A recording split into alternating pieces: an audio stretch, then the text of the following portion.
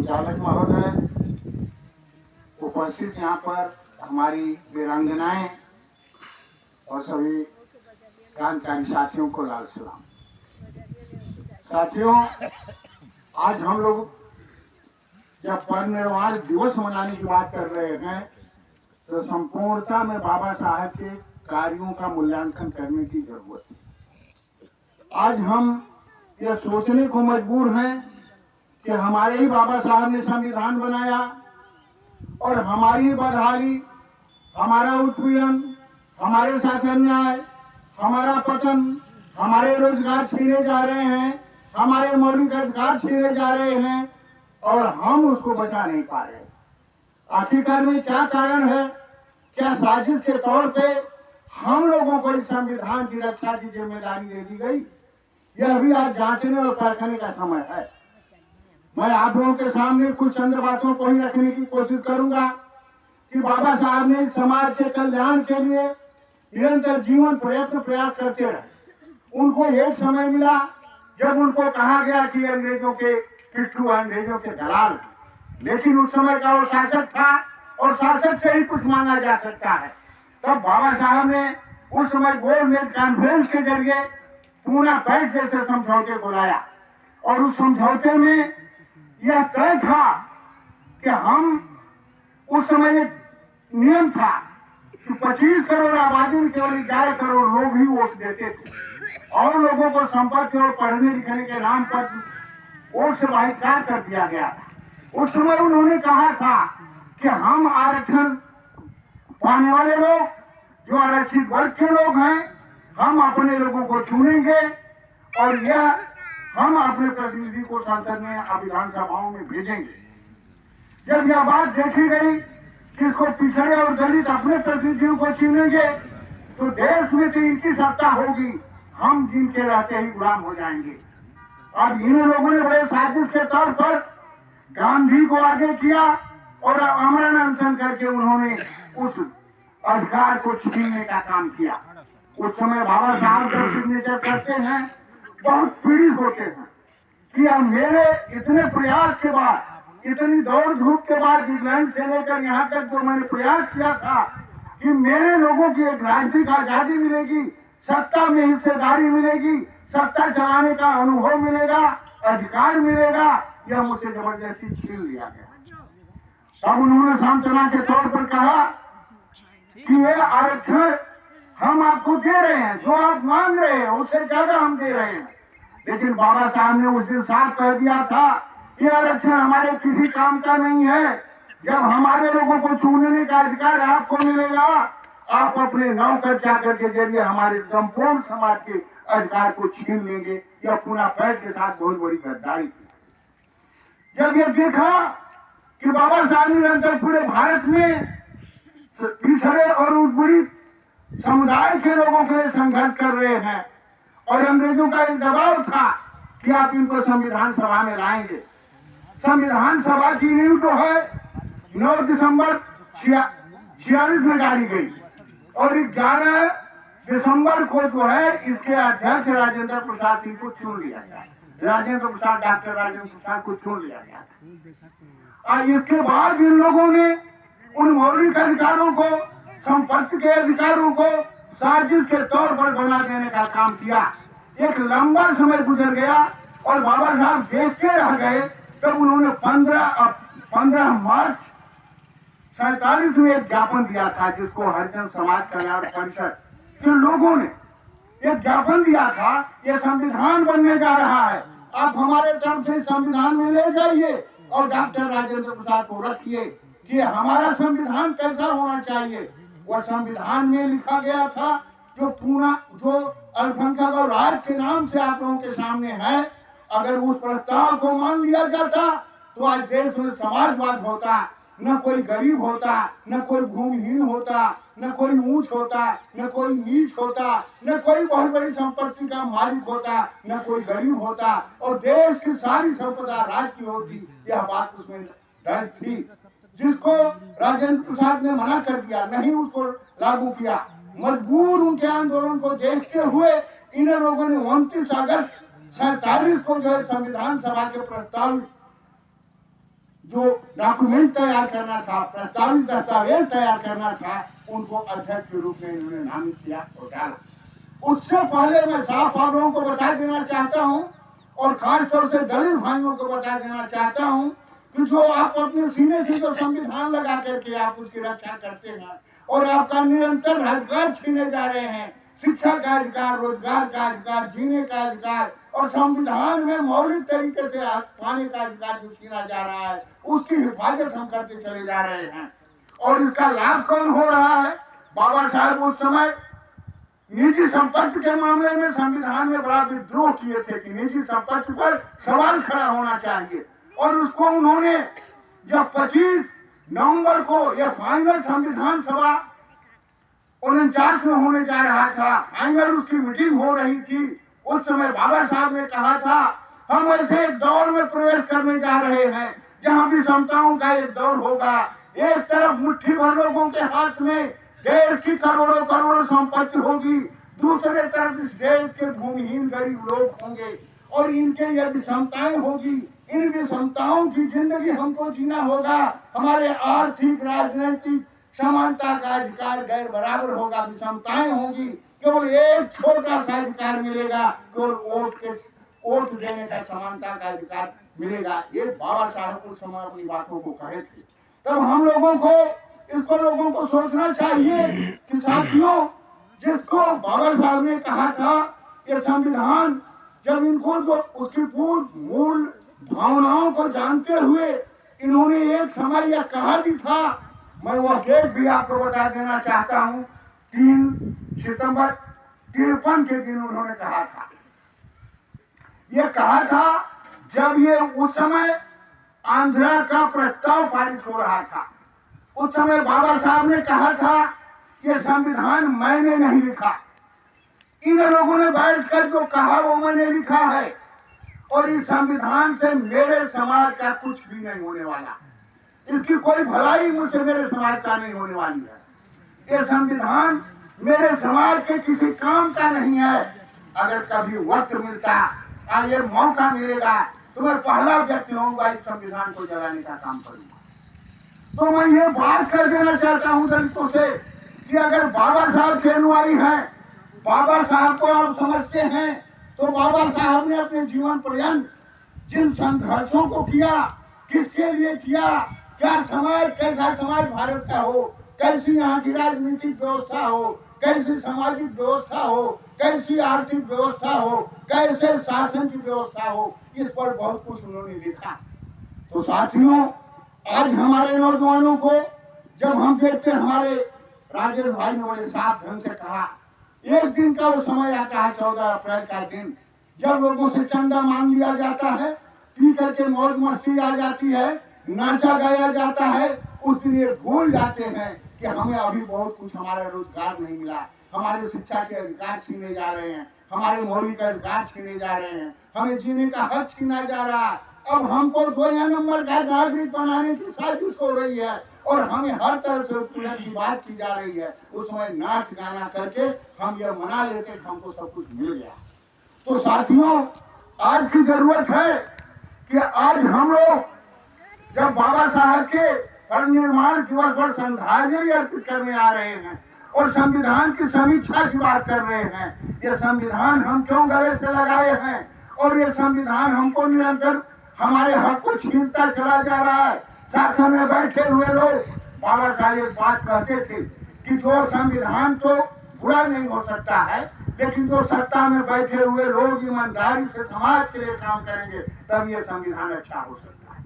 तो साथियों, मैं ये बता देना चाहता हूँ कि आज हम लोगों को अगर बाबा साहब के विचारों का भारत अगर आप चाहते हैं, तो हम लोगों को उनके उन किताब का अध्ययन करना चाहिए जो भारत के लिए संविधान दे रहे थे, जो एक किताब के रूप में अल्पसंख्यक और राज्य, जिसमें उन्होंने कहा था देश की सारी भूमि, वह जानते थे हमारे समाज के उत्पीड़न का एक सबसे बड़ा कारण यह जमीन है, जिसको हमारे पूर्वजों ने खोदा, बनाया और समतल किया, उपजाऊ बनाया। आज जब ये सोना उगल रही है, यह उनके मालिक नहीं है, यह उनसे दूर कर दिया गया है। अगर ये जमीन लेने की तरफ जाएंगे, ये सत्ता में बैठे हुए सत्ता हाथ करके लोग इनके साथ पुलिस आकर के इनके साथ गोलियां चलाएगी, इनकी हत्या करेगी। बाबा साहब ने तब कहा था ये जमीन का राष्ट्रीयकरण होना चाहिए। और जब आरक्षण का सवाल उनके सामने आया तब उन्होंने कहा कि पूरे देश के उद्योग धंधों का राष्ट्रीयकरण होना चाहिए, बैंकों का राष्ट्रीयकरण होना चाहिए। और शिक्षा के मामले में वो साफ है, उन्होंने कहा था कि एक तरह समान शिक्षा की बात होनी चाहिए, जहां पर प्यून का बच्चा और प्रधानमंत्री का बच्चा एक तरह से एक तरह की शिक्षा हासिल करेगा। ये सारी बातें उन लोगों ने कहा था। आज अगर आपको किसी दलित को बाबा साहब के सपनों का भारत चाहिए, बाबा साहब के सपनों का संविधान चाहिए, तो उनको निश्चित रूप से अल्पसंख्यक और राज की बात करनी चाहिए और उसके लिए संघर्ष करना चाहिए। पूना पैठ में छीने हुए अधिकार के लिए लड़ाई लड़नी चाहिए। आज अगर मूल्यांकन करने की जरूरत है, इसको आज हम मूल्यांकन जब कर रहे हैं तो हमको ये जानना चाहिए कि आज हमको कहाँ ले जाकर के खड़ा कर दिया। आज उस ईश्वर की पूजा करने की बात करता है जहाँ पर कुछ मनबड़ों ने ईश्वर के मंदिर को दफनाया, तोड़ा फोड़ा और दफना दिया। वहाँ पर यह भगवान अपने मंदिर को नहीं बचा सका, अपने लोगों को नहीं बचा सका, अपने अस्तित्व को नहीं बचा सका। ऐसे कमजोर भगवान की उपासना करने की बात हमसे करते। और जहाँ पर भी देखो तहाँ पर ये कुछ लोग आए और इनके मंदिरों को तोड़ा फोड़ा और इनके मूर्तियों को बर्बाद किया। इनका भगवान अपनी रक्षा नहीं कर सका, वो हमें क्या रक्षा करेगा। आज बाबा साहब ने तब उनसे कहा हम किसी भी स्थिति में हिंदू देवी देवताओं की उपासना नहीं करना चाहते हैं। यह एक आदेश निर्देशों का बुलंदा है, यह गुलाम बनाने का साहित्य है। आज वो बात आज सामने आकर के खड़ी हो गई है कि देश के सारे संस्थानों के अंतर्गत आज हर जगह भगवान की मूर्तियां ढूंढी जा रही हैं, मंदिर दफनाए जा रहे हैं, मंदिर तराशा जा रहा है। मंदिर कहीं ऊपर, भगवान कहीं ऊपर नहीं, लोगों की आत्मा में नहीं दिखाई पड़ता है, यह किसी मस्जिद के नीचे दिखाई पड़ता है। इस तरह की साजिश देश में हो रही है। आज हिंदू मुस्लिम करके, आज ऊंच नीच की बात करके, अमीर गरीब की बात करके और देश के कमजोर लोगों को यह गृह युद्ध में झोंक देने की बात कर रहे हैं। आज हमसे इनसे सावधान होने की जरूरत है।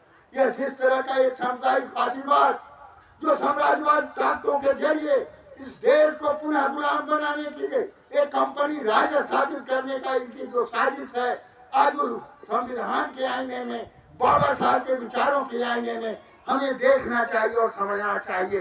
बाबा साहब बहुत बड़े विद्वान थे, दुनिया के विद्वानों में से एक थे और ये दुनिया उनको मानती है कि बाबा साहब ने मानवता के लिए, मानव समाज के लिए अपने जीवन पर्यंत जितना बड़ा संघर्ष किया वह दुनिया उसको भूल नहीं सकती है। लेकिन हमें जिस तरह से जहां लाकर के खड़ा कर दिया गया कि हम अपने देवी देवताओं को नहीं पूछते, जिन लोगों ने हमारे देवी देवताओं को राक्षस बनाया, उत्पीड़न किया, सत्यानाश किया और उनको बर्बाद किया, उनकी हत्याएं किया, उनको हमको आज जो उनके पूजने की बात न कर करके उनके विरोधियों को, उनका नुकसान करने वाले लोगों को हमको पूजा की बात करते हैं। बाबा साहब का जो शिक्षा का मतलब है कि पूरे सामाजिक व्यवस्था को, पूरे चीजों को समझने की कोशिश करो, तुम अपने इतिहास को जानने की कोशिश करो। ये पृथ्वी तुम्हारे लोगों के द्वारा बनाई गई है, तुमने इसको स्वर्ग बनाया है, तुम्हारा यह राज इसमें था, तुम इसमें राजा महाराजा थे, ये सत्ताएं तुम्हारी चल रही थी, लेकिन ऐसे ताइयों ने आकर इसे उखाड़ा और बर्बाद कर दिया और तुम्हें गुलाम बनाकर इस सत्ता में यहाँ पर पृथ्वी पर रख दिया। आज साथियों, आज जिस तरह से महिलाओं के सम्मान की बात की जाती है, जिस तरह से महिलाओं का इज्जत की बात की जाती है, एक तरफ देखा जाता है कि यहाँ पर देवी देवताओं के नाम पर इनको हथियार नहीं बनाकर इनके गले में नर मुंडों की माला पहना करके उनको दर्शाया जाता है कि ये आदर्श नारी है, ये हत्याएं करती है। उनको उपासना की बात की जाती है, इनको छल कपट के जरिए ये बताने की कोशिश किया जाता है कि पृथ्वी पर महाबली राजाओं को, जो तुम्हारे राजा थे, जो तुम्हारे देवता थे, उनकी हत्याएं करने के लिए किस तरह से नारियों को कपट स्वरूप रख करके उनको हत्याएं कराई गई। ये इतिहास तुम्हें पढ़ाने की बात की जा रही है, उसे सत्य स्थापित करने की बात की जा रही है। आज उस विज्ञान को, जिसको दुनिया के वैज्ञानिकों ने साबित करने की कोशिश किया कि आज जो है डार्विन का सिद्धांत, जिसको जीव विज्ञान के विकास के रूप में कहा जाता है, उसको पढ़ाई लिखाई के अभ्यास से इसको बाहर करने की कोशिश की जा रही है। आज पाठ पुस्तकों से इसको बाहर करने की कोशिश की जा रही है। आज सबसे बड़ा विद्वान इसमें हाकिम ने कहा था कि मुझे ईश्वर से डर नहीं लगती है, क्योंकि ईश्वर है ही नहीं है, मुझे उनके मानने वालों से डर लगती है। ये मौलाना सिंह करके हत्या करते हैं। आज आपके सामने है कि अगर आज पूछ कर दीजिए कि तिनके से बच्चा नहीं पैदा होता है, तुमको जो है धर्म विरोधी कहा जाएगा। अगर तुमको कहा तुमसे कह दोगे पसीने से बच्चा नहीं पैदा होता है, तो तब तुमको जो है ईश्वर निंदा में भेज दिया जाएगा। तुमको कहा जाएगा कि तुम कान से नहीं पैदा हो सकते, तुम आंख से नहीं पैदा हो सकते। ये कैसे आडंबर को बताते हैं? ये बताते हैं कि ब्रह्मा एक व्यक्ति था जो गर्भाशय उसके पास था। मुंह से कौन पैदा हो गया, पेट से कौन पैदा हो गया, पैर से कौन पैदा हो गया, भुजाओं से कैसे पैदा हो गया? अरे भाई, उसको भी गर्भाशय ऐसा बच्चा पैदा करने के लिए कौन पैदा करा दिया? ऐसे झूठे और गलत तथ्यों पर आधारित ये हमको ज्ञान सिखाने की बात करते हैं, जिनको बाबा साहब ने पूरे धर्म के सारे चीजों का ऑपरेशन करके आपके साहित्यों के सामने आपके सामने रख दिया। आप पढ़ करके देखिए, अछूत तो तुम पढ़ो, बाबा साहब के साहित्य को पढ़ो। उन्होंने वेदों का अध्ययन किया, शास्त्रों का अध्ययन किया, झूठ और आडंबर को ला करके तुम्हारे सामने रखा। ये सच्चाई है, ये गलत है, यह तुम्हें गुलाम बनाने की साजिश है।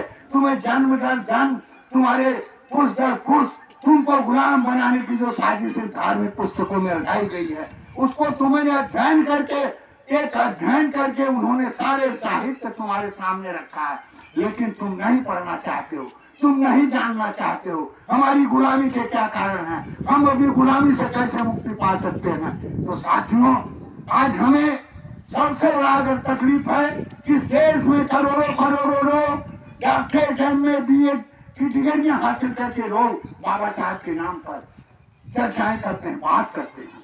और कैसे बाबा साहब की बात करते हैं?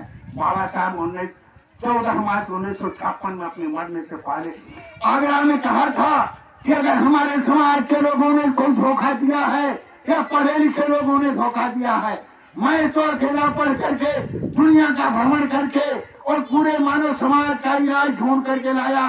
मैं उस पीड़ित लोगों के मुक्ति का हथियार ढूंढ करके लाया और मैं आशा करता था कि पढ़े लिखे लोग भी मेरे विचारों पर चलेंगे और काम करेंगे और एक दिन समाज की मुक्ति करेंगे।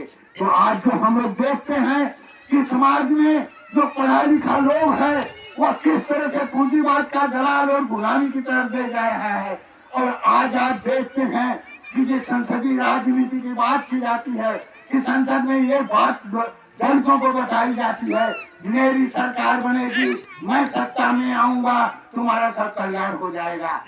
लेकिन उनको ये पता नहीं कि दुनिया के साम्राज्यवादी ताकतें अपने पूंजी और बाहुबल और सैनिक ताकतों के बल पर देश की संसद को अपने कब्जे में रखा और वे पूरे से पूरे संसद को खरीद लेने की क्षमता रखी है और उसकी चाशनी को, उसकी मलाई को इस तरह से उसने गाढ़ा और मीठा कर दिया है, इस तरह का मलाईदार बना दिया है कि जो लोग संसद में जाते हैं उसमें चिपक जाते हैं और अपना समाज की चिंता को भूल जाते हैं। आपने अपने प्रतिनिधियों को चुन करके भेजा और कहा और आपने उनको देखा कि किस तरह से आपके सवाल को वहां तक उठाने का काम किया, ये नहीं लोग करते हैं। इसको काशीराम ने कहा था कि यह लोग जो है उन राजनीतिक पार्टियों के हलवाए चरवाए होते हैं। यह अपनी विचारधारा, बाबा साहब की विचारधारा और गरीब और मजदूरों की विचारधारा, गरीबों की न्याय की विचारधारा, गरीबों की मुक्ति की विचारधारा उस संसद में नहीं बोल सकते हैं। जिस दिन बोलने का काम करेंगे इनको संसद से बाहर कर दिया जाएगा। आज हम लोगों ने जो यहाँ पर क्रिया के बाद में जो आंदोलन चलाया उसका हम लोगों ने जो निर्देश पाया संयुक्त किसान मोर्चा से, संयुक्त किसान मोर्चा ने पूरे दुनिया के लोगों को बताने का काम किया कि संसदीय लोकतंत्र से, राजनीतिक पार्टियों से संसद में जाने से हम कोई मुक्ति नहीं पा सकते हैं। अगर इस क्रूर और तानाशाह, इस धार्मिक फांसीवाद, हिंदू फांसीवाद सत्ता को अगर टिकाना है तो हमें जनता के आंदोलन को खड़ा करना होगा, सड़कों पर उतरना होगा। जनता की गोलबंदी में सरकार इसके सामने घुटना टेक देगी और यह प्रयोग करके दिखाया कि वह कानून, जिस कानून को राष्ट्रपति ने पास कर दिया था और जनता के दबाव पर यह सरकार आकर के माफी मांगती है और कहती है हमसे कोई गलती हो गई है, हम हमारे तपस्या में कोई गलती हो गई है, हम इनको समझा नहीं पाए हैं, ये कानून वापस कर दिया। लेकिन आज आप देखते हैं कि पिछले दरवाजे से ये सभी गरीब लोगों की जमीन, कमजोर लोगों की भूमि, ये सारे लोगों को छीनने की साजिश हो रही है। उसी साजिश का ये शिकार है खिरियाबाद आंदोलन, जो मदुरई एयरपोर्ट के नाम पर यहाँ के जमीन, यहाँ गरीब लोगों की जमीन और भूमि छीनने का काम किया गया।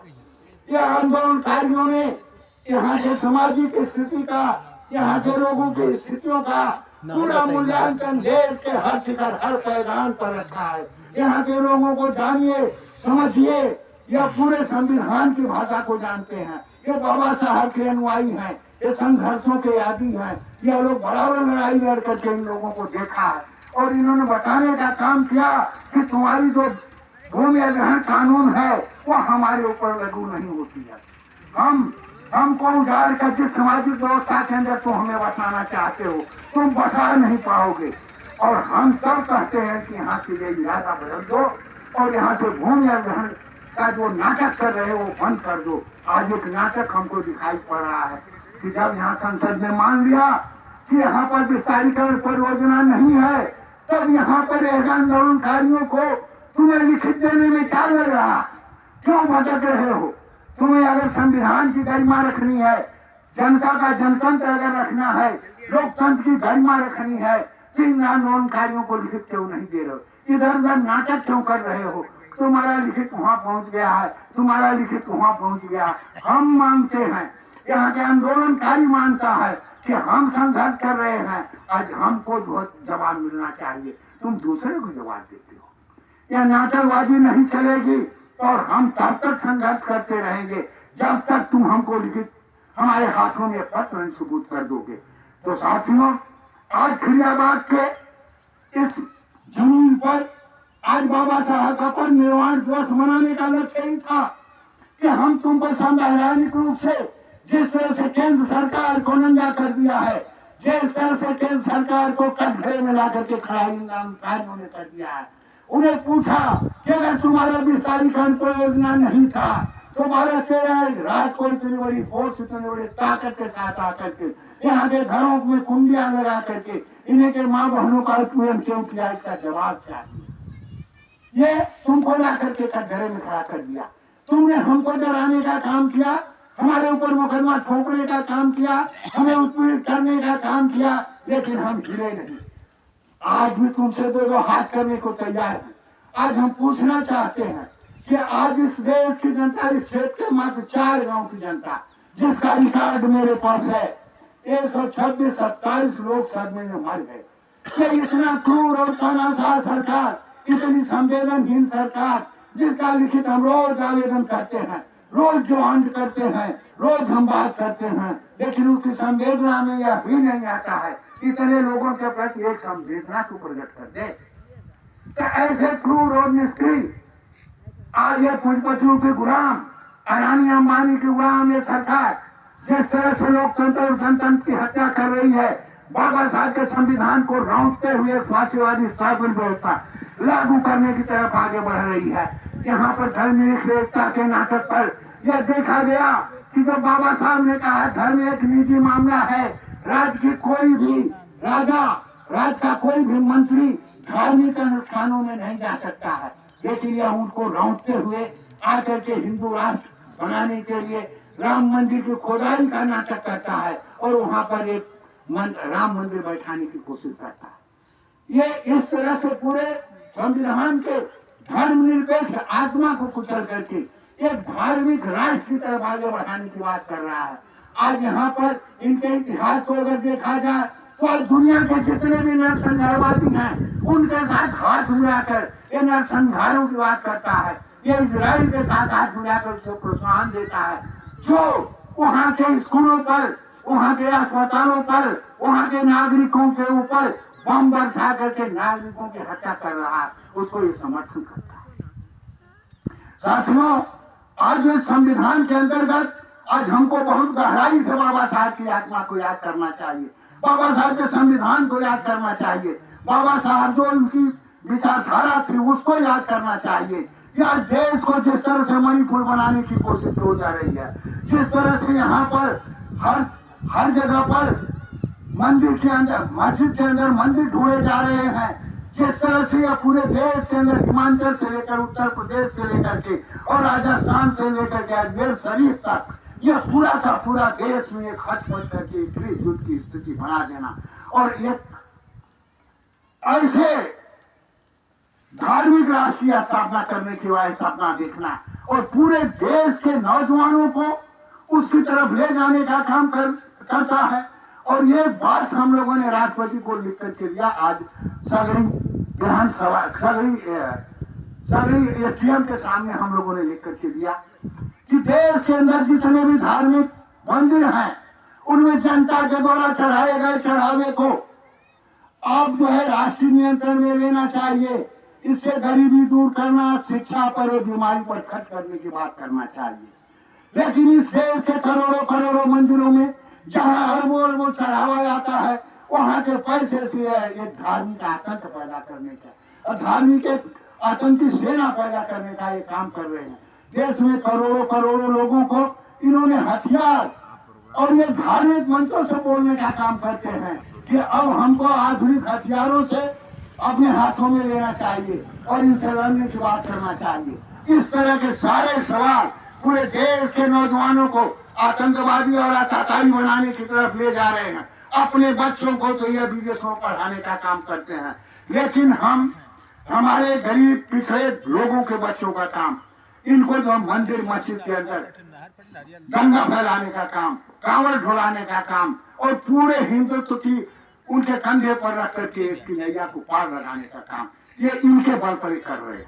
तो साथियों, हम लोगों को जरूरत है कि आज देश के बाबा साहब ने जो दलितों के लिए, पिछड़ों के लिए और देश के मजलूमों के लिए, गरीबों के लिए कैसा वो सोचते थे, कैसे सामाजिक व्यवस्था को बनाने की बात करते थे, उन्हें कैसी शिक्षा देने की बात करते थे, उसके लिए हमें संघर्ष करने की जरूरत है। और आज इन्हीं शब्दों के साथ हम इनकलाब जिंदाबाद, साथियों इनकलाब जिंदाबाद।